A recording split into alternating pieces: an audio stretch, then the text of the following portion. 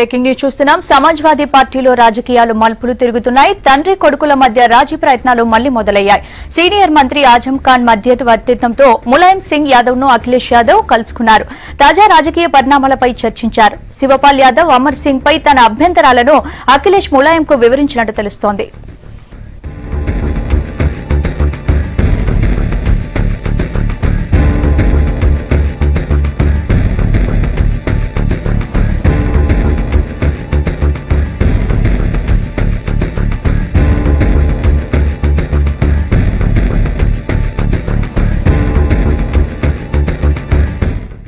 సమాజ్వాదీ పార్టీలో రాజకీయ మలుపులు తిరుగుతున్నాయి. తండ్రి కొడుకుల మధ్య రాజీ ప్రయత్నాలు మళ్లీ మొదలయ్యాయి. సీనియర్ మంత్రి ఆజం ఖాన్ మధ్యవర్తిత్వంతో ములాయం సింగ్ యాదవ్ ను అఖిలేష్ యాదవ్ కలుసుకున్నారు.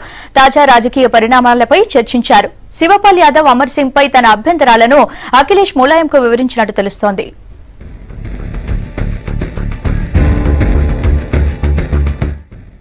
ఉత్తరప్రదేశ్ రాజకీయాలపై మరిన్ని అప్డేట్స్ భరత్ అడిగి తెలుసుకుందాం. భరత్, చెప్పండి, ములాయం అఖిలేష్ భేటీపై అప్డేట్స్ ఏంటి? స్పందన, తండ్రి కొడుకుల మధ్య రాజీ కుదిర్చే ప్రయత్నాలు జరుగుతున్నాయి. ఎందుకంటే విడిగా వెళితే ఇద్దరికి నష్టమైన భావన ఇద్దరిలో కూడా ఉంది. బట్ ఈగోస్తో, ఎందుకంటే ముఖ్యంగా శివపాల్ యాదవ్కు పూర్తి స్థాయిలో అధికారం ఇవ్వడం, ఈ విషయాల్లో అలిగి అఖిలేష్ యాదవ్ ఆయన ఏకంగా జాతీయ అధ్యక్షుడు అయిపోయారు. ములాయం సింగ్ యాదవ్ను తొలగించారు. అయితే ఇప్పుడు ఇద్దరు కనుక గొడవ పడితే ఆ సైకిల్ సింబల్ అన్నది ఇద్దరికి కూడా దక్కకుండా పోయే అవకాశం ఉంది. ఎన్నికల కమిషన్ నిబంధనల ప్రకారం ఎన్నికల కమిషన్ ఎవరికైనా సింబల్ కేటాయించాలంటే, అంటే ఇంకా ఎన్నికలకు చూసుకుంటే దాదాపు 1.5 మంత్ మాత్రమే ఉంది. రేపు లేదా ఎల్లుండి ఎలక్షన్ షెడ్యూల్ కూడా రిలీజ్ కాబోతుంది. ఫస్ట్ ఫేజ్ పోలింగ్ ఫిబ్రవరి 1 నుంచి మార్చి వరకు ఒక 5-6 ఫేజుల్లో ఉత్తరప్రదేశ్లో ఎన్నికలు జరగబోతున్నాయి. సో ఈ దశలో ఇద్దరు కనుక గొడవ పడితే ఎవరికి కూడా సైకిల్ సింబల్ వచ్చే అవకాశం లేదు. బట్ అక్కడ సమాజ్వాదీ పార్టీని అక్కడ సైకిల్తో గుర్తిస్తారు. చాలా వరకు కూడా ఉత్తరప్రదేశ్లో నిరక్షరాస్యులు. సో ఈ నెల రోజుల్లో కొత్త సింబల్ మీద ఎలక్షన్ వెళ్తే కనుక ఖచ్చితంగా ఓటమి ఖాయం. ఓటమే కాకుండా దారుణంగా తుడిచిపెట్టుకొని పోయే అవకాశం ఉంది. సో ఈ నేపథ్యంలో ఎన్నికల కమిషన్ వర్గాలు కూడా నిన్న చెప్పిన సమాచారం ప్రకారం అటు ములాయం ఇటు అఖిలేష్ ఇద్దరు కనుక సింబల్ గురించి గొడవ పడితే ఎవరిది అసలైన సమాజ్వాదీ పార్టీ అని తేల్చేందుకు దానికోసం అవసరమైతే కొంత సమయం పడుతుంది. ఎందుకంటే ఈ విషయంలో చాలా అంశాలని పరిగణలోకి తీసుకోవాల్సి ఉంటుంది. ఎమ్మెల్యేల మద్దతు ఎవరికి ఉంది, ఎమ్మెల్సీల మద్దతు ఎవరికి ఉంది, ఎంపీల మద్దతు ఎవరికి ఉంది. కేవలం ఎమ్మెల్యేలు, ఎమ్మెల్సీలు, ఎంపీలు అంటే అది కేవలం లెజిస్లేచర్ పార్టీ అవుతుంది. వాళ్లే కాకుండా పార్టీ మొత్తం సభ్యత్వాల్లో, క్రియాశీల సభ్యత్వాల్లో ఎవరి వాటా ఎంత, తర్వాత పార్టీ జిల్లా అధ్యక్షులు కానీ, కార్యవర్గాలు కానీ, రాష్ట్ర బాడీ కానీ, వీటన్నిటిని కూడా పరిగణలోకి తీసుకోవాల్సి ఉంటుంది. సో ఎన్నికలు అయిపోయేలోగా, అంటే యూపీ ఎన్నికలు ప్రాసెస్ స్టార్ట్ అయ్యేలోగా ఇదంతా కూడా తేల్చడం కష్టం. కాబట్టి ఇద్దరు కనుక గొడవ పడితే ఈ ఎలక్షన్స్ వరకు ఈ సైకిల్ సింబల్ ఏదైతే ఉందో దాన్ని ఫ్రీజ్ చేస్తామని ఎన్నికల కమిషన్ వర్గాలు చెప్పాయి. సో నిన్న ములాయం కలిశారు, ఇవాళ అఖిలేష్ తరఫున రామ్ గోపాల్ యాదవ్ కూడా కలిశారు. కలిసినప్పటికీ ఎవరికి కూడా సరైన అష్యూరెన్స్ లభించలేదు వాళ్ళకే సైకిల్ సింబల్ వస్తుందని. అఖిలేష్ యాదవ్ అయితే క్లెయిమ్ చేసుకుంటారు, నా దగ్గర ఎమ్మెల్యేలు ఎక్కువ ఉన్నారు, 229 మందికి దాదాపు 207 మంది ఎమ్మెల్యేలు ఉన్నారని క్లెయిమ్ చేసుకుంటున్నారు. బట్ కేవలం ఎమ్మెల్యేల సంఖ్య అన్నది సింబల్ కేటాయించడం క్రైటీరియా కాదు. సో అందువల్ల వీరిద్దరి మధ్యవర్తిత్వం నడిపేందుకు ఆజం ఖాన్ ఎస్పీ సీనియర్ నేత, సమాజ్వాదీ పార్టీకి మైనారిటీ ఫేస్గా ఉత్తరప్రదేశ్లో ఉన్నారు. ఆయన ఒక ప్రయత్నం చేశారు. ఆ ప్రయత్నం కొంతమేరకు ఫలించిందని చెప్పాల్సి ఉంటుంది. అఖిలేష్ యాదవ్ ఈ ఉదయం ఆజం ఖాన్ మధ్యవర్తిత్వంతో ములాయం సింగ్ యాదవ్కు ఫోన్ చేశారు. ఫోన్ చేసి మాట్లాడారు. అఖిలేష్ యాదవ్ ఫోన్ కాల్తో ఢిల్లీలో ఉన్న ములాయం సింగ్ యాదవ్ హుటాహుటిన ప్రత్యేక విమానంలో లక్నో చేరుకున్నారు. ఢిల్లీ నుంచి లక్నో వరకు అఖిలేష్ యాదవ్ మంత్రివర్గంలో ఉన్న ఒక మంత్రి ములాయం సింగ్ యాదవ్ను స్వయంగా తీసుకొచ్చారని తెలుస్తుంది. ఆ తర్వాత ములాయం సింగ్ యాదవ్ తన నివాసానికి చేరుకున్న వెంటనే అఖిలేష్ యాదవ్ వెళ్ళి ములాయంతో సమావేశమయ్యారు. అయితే శివపాల్ యాదవ్ మాత్రం పూర్తి డార్క్లో ఉన్నారు. ఈ విషయంలో శివపాల్ యాదవ్ మొదట ఈ మీటింగ్లో జాయిన్ అయ్యారని వార్తలు వచ్చినప్పటికీ ఈ మీటింగ్లో ఆయన పాల్గొనలేదు. కొద్దిసేపటి క్రితం శివపాల్ యాదవ్ మీడియాతో కూడా మాట్లాడారు. ఈ మీటింగ్ గురించి నాకేమీ తెలియదు అని ఆయన జవాబిచ్చారు.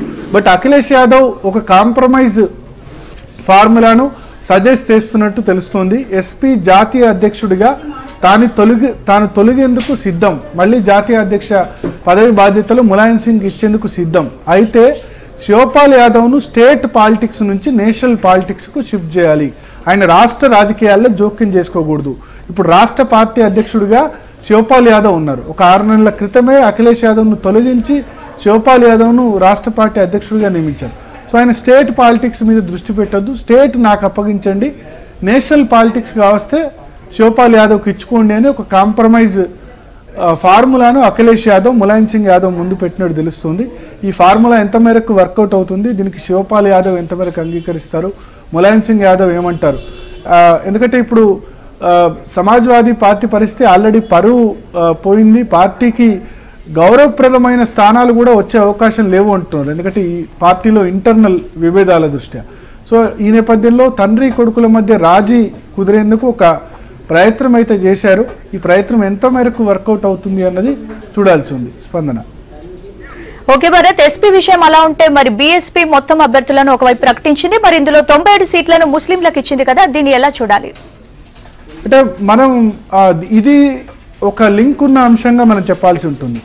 ఇప్పుడు సమాజ్వాదీ పార్టీ గత ఎన్నికల్లో అధికారంలోకి వచ్చినా లేకపోతే ఎప్పుడు సమాజ్వాదీ పార్టీ అత్యధిక సీట్లు సాధించినా అది ముస్లిం యాదవ్ కాంబినేషన్తో. ఉత్తరప్రదేశ్ అన్నది కులాల సమీకరణాలకు పేరు పొందిన రాష్ట్రం. అక్కడ మేజర్ 5 సామాజిక వర్గాలు ఉన్నాయి. ఒకటి దళిత్స్, తర్వాత ముస్లిమ్స్, యాదవ్స్, బ్రాహ్మిన్స్, తర్వాత ఓబీసీలు అంటే యాదవేతర ఓబీసీలు. ఈ 5 రకాలు, ఈ 5గురు పూర్తి ఎన్నికల ఫలితాన్ని అక్కడ డిసైడ్ చేస్తారు. దాదాపు 2 సామాజిక వర్గాల ఓట్లు 5గురులో ఎవరికి వస్తే వాళ్ళే యూపీ ఎలక్షన్స్ను గెలుస్తూ వస్తుంటారు. 2007లో మాయావతి బ్రాహ్మణ్ బహుజన్ నినాదంతో, బ్రాహ్మిన్స్ దళిత్స్ ఇద్దరు ఓట్స్తో మాయావతి అధికారంలోకి వచ్చింది. 2012లో ముస్లిం యాదవ్ నినాదంతో, ముస్లిం యాదవ్ ఓట్ల సాయంతో సమాజ్వాదీ పార్టీ అధికారంలోకి వచ్చింది. సో ఇప్పుడు మాయావతి దగ్గర ఇప్పుడు ఆమె బ్రాహ్మిన్ ఓటు బ్యాంక్ ఆమె దగ్గర లేదు. బీజేపీ వైపు బ్రాహ్మిన్స్ అక్కడ మొగ్గు చూపుతున్న సిచ్యువేషన్ ఉంది. సో అందుకని ఆమెకు దళిత్ కేవలం అక్కడ అసెంబ్లీ ఎన్నికలు గెలవాలంటే కేవలం దళిత్ ఓటు బ్యాంక్ సరిపోదు, ముస్లిమ్స్ ఆమెకు అవసరం. ఇప్పుడు సమాజ్వాదీ పార్టీ పరిస్థితి చూస్తే ఏమాత్రం బాలేదు. యూపీలో ముస్లిమ్స్ చాలా టాక్టికల్గా, చాలా చాకచక్యంగా ఓటేస్తూ ఉంటారు. ఒకే పార్టీకి గంపగుత్తగా ఓటేస్తున్నట్లు అన్ని ఎన్నికలు కూడా, గతంలో జరిగిన అన్ని ఎలక్షన్స్ కూడా చెప్తున్నాయి. 2012లో వాళ్ళు అవుట్ రైట్గా సమాజ్వాదీ పార్టీకి వేశారు. 2009 పార్లమెంట్ ఎలక్షన్స్లో కాంగ్రెస్కి వేశారు.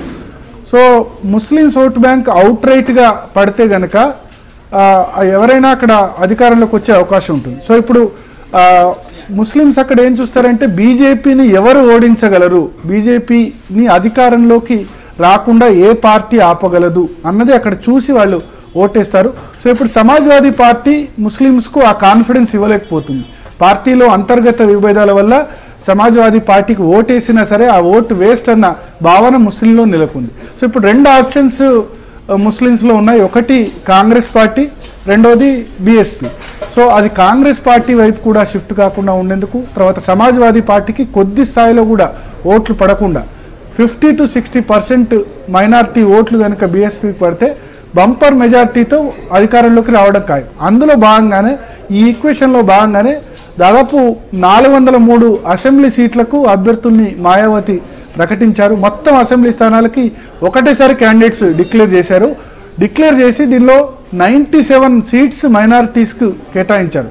దాదాపు 1/4 స్థానాల్ని ముస్లింలకు ఆమె కేటాయించారు. సో దట్ ఆమె ఒక మెసేజ్ ఇచ్చారు, సమాజ్వాదీ పార్టీకి మీరు ఓటేసినా ఆ పార్టీ అధికారంలోకి రాదు, ప్రభుత్వ వ్యతిరేకత, తర్వాత అంతర్గత పోరు, ఇవన్నిటి దృష్ట్యా అధికారంలోకి రాదు, మీరు నాకు వైపు రండి అని ఆమె ఒక సిగ్నల్ ఇచ్చినట్లయింది.